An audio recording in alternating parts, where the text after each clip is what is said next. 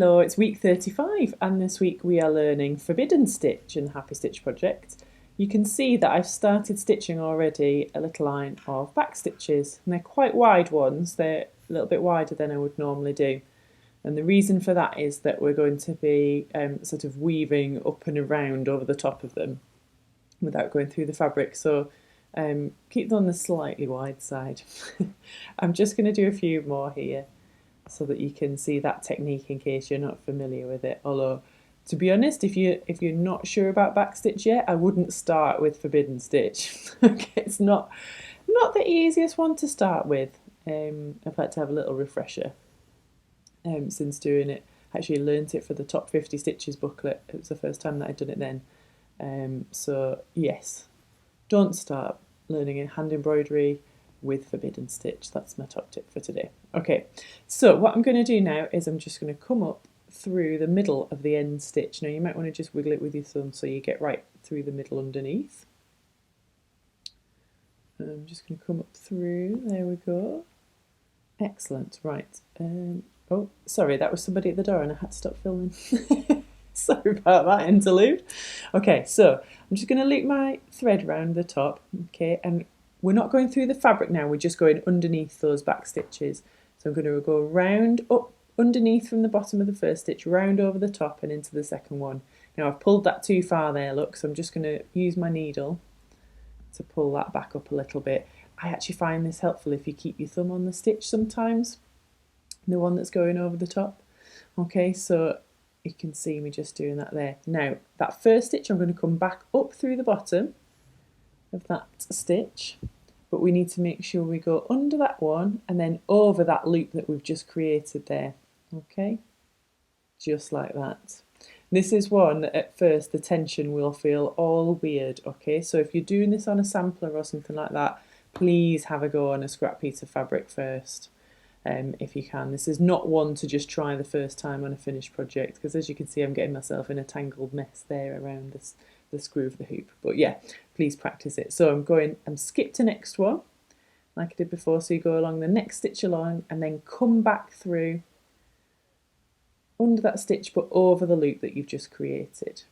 That's it, and gently pull it, and you can use your fingers and your thumb and your needle to make sure they're consistent. Okay, so we're going to come up, miss a stitch and then go down the next one again. So you're kind of like weaving, missing one out, weaving, and then coming back through the one behind it so that it all joins together. And the overall effect of it is lovely when you get to the end of the line. It is a bit fiddly. This one messed with my mind a bit. Also, there is another, it's that thing with embroidery stitches, there's another sort of knotted inner line stitch which is also known as Forbidden Stitch. Confusingly, back to that old chestnut, hey? So yeah, for a while when I was doing the booklet I was like, is this the right one? And then we talked about it and we were like, no, that isn't the right one. That's not the one that the lovely people at Love Embroidery magazine refer to as Forbidden Stitch. So I stopped doing that one, which was good because that one was really hard and I'm determined to crack it at some point. The other version.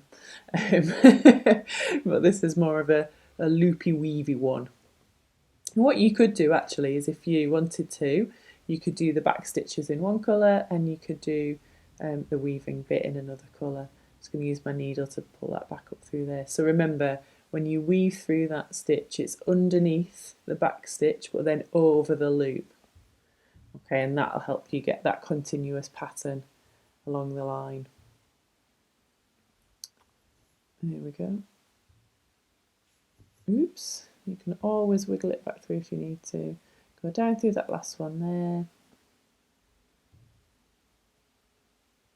Back up through.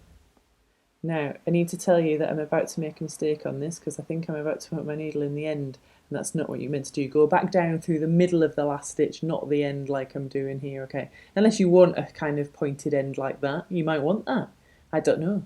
But if you want more of a loopy finish, go back through the middle of the stitch. I don't know why I did that. I was obviously just having a moment.